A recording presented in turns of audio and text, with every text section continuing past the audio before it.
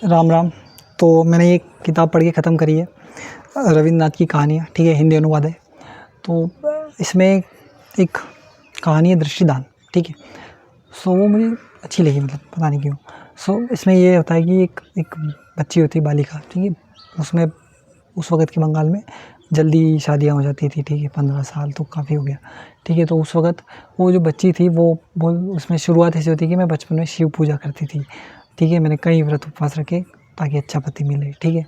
तो अब उसको पति कैसा मिलता है, ठीक है। पति ऐसा मिलता है कि वो पति अपनी गलतियों के कारण, उस पति की गलतियों के कारण, उस पति के अहंकार के कारण, ठीक है, उस महिला को, उस बच्ची को अपनी आँखें गँवानी पड़ती है, ठीक है।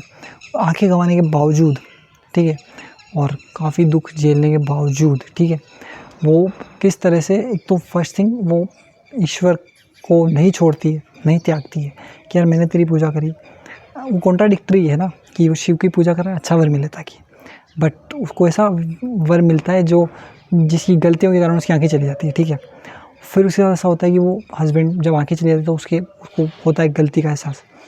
तो वो बोलता है कि वो लड़की बोलती है कि अब मेरी तो आँखें चली गई तो वो मैं उस लायक नहीं रही ना, कि आँखें जब नहीं हो आपकी तो आप उस लायक नहीं रहते, जी आप परफेक्ट नहीं होते ना आप। तो बोलती है कि आप खुद दूसरी शादी कर लो, पर वो मना कर देता है कि अगर मैं किसी दूसरी शादी करूँ तो मुझे अपने इष्ट गोपीनाथ जी की कसम, ठीक है। तो नहीं, ठीक है, अच्छी बात है, नहीं।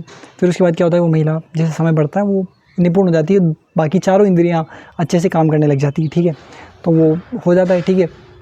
बट फिर क्या होता है ना कि जैसे जैसे कहानी आगे बढ़ती है तो वो जो व्यक्ति होता है उसको थोड़ा पैसा भी आने लगता है। पैसे के कारण फिर आदमी की जो बुद्धि है वो घास चढ़ने चली जाती है, ठीक है, ज़्यादा पैसा आ जाने से, ठीक है।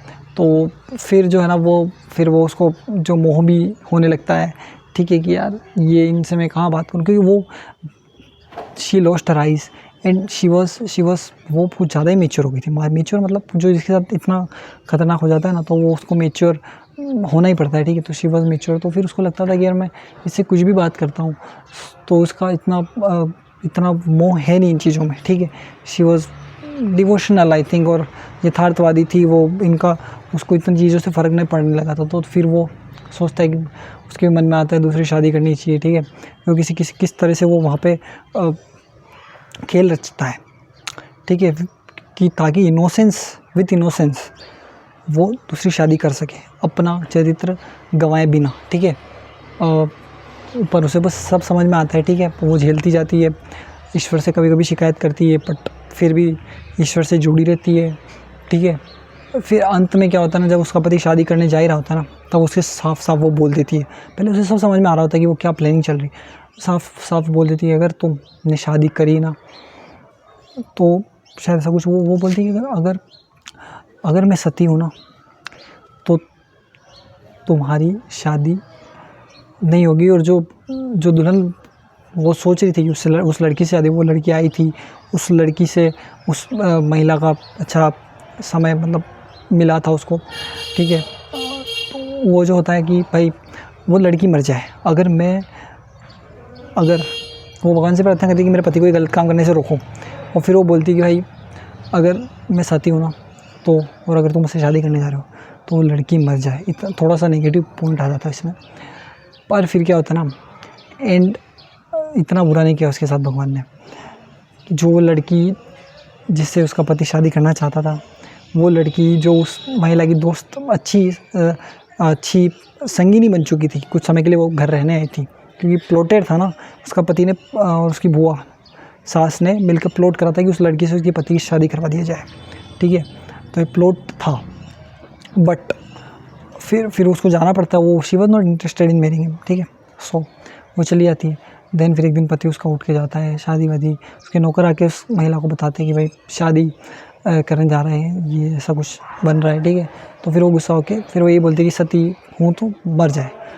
बट फिर क्या होता है ना कि जब वो एंड सीन आता है तब वो आती है महिला, बताते हैं कि वो जो शादी की जो ड्रेस होती है ना, पोशाक, उसको बंगाली शायद क्या पहनते हैं, आई डोंट नो, वो स्पेसिफिक दिया गया था। तो वो ड्रेस में आती है, ठीक है। तो फिर वो वहाँ पे थोड़ा सा हँसी मजाक होता है कि ऐसा कुछ शादी करने का अधिकार सिर्फ तुम्हें ही था क्या, मुझे नहीं है क्या, ठीक है। फिर उसे पता लगता है कि ना शादी उसने जिससे करी है ना उसका पति नहीं है, उसका भाई है। तो वो भगवान को याद करती है, तूने मेरे को पति को भी बचा लिया, ठीक है। और उसको संगिनी भी मिल गई, उसका भाई जो शादी नहीं करने वाला था, बड़ा भाई, ठीक है, वो शादी कर लेता है। उसको साथी भी मिल जाती है उस अंधी को, अंधी दिस वेरी गलत शब्द होएगा, बस उस दृष्टिहीन को साथी भी मिल जाती है। और उसका पति जो है वो भी डूबने से, मतलब गलत रास्ते पे जाने से बच जाता है, ठीक है। तो वैसे मैंने कहानी सुना ही है, बट इसको पढ़ना चाहिए, मतलब मज़ा आएगा पढ़ने में कि उस मतलब उसकी सहन शक्ति, विश्वास ईश्वर में जो नहीं टूटा, ठीक है। और हाउ हम क्या निश्चय करते हैं और कैसे मोह हमको खींचे ले जाता है उसके पति के साथ जो हुआ वो, ठीक है। और what A brother feels for his sister, ठीक है। ये सब चीज़ें उसने किस तरह से सामंजस्य बनाया अपने पति और भाई के अंदर, वो सब चीज़ें इस कहानी बहुत ही अच्छी, इसको पढ़ने लायक है, ठीक है। So that's why I thought कि मेरे को इस पर कुछ करना चाहिए। और इतनी सी 6 मिनट की वीडियो हो गई है, इसके अंदर मतलब ये है कि फिर भी मैं पूरी कहानी नहीं बोल पाया हूँ, ठीक है। इसको जाके पढ़ना चाहिए, अच्छा लगेगा, बस यही था। Thank you.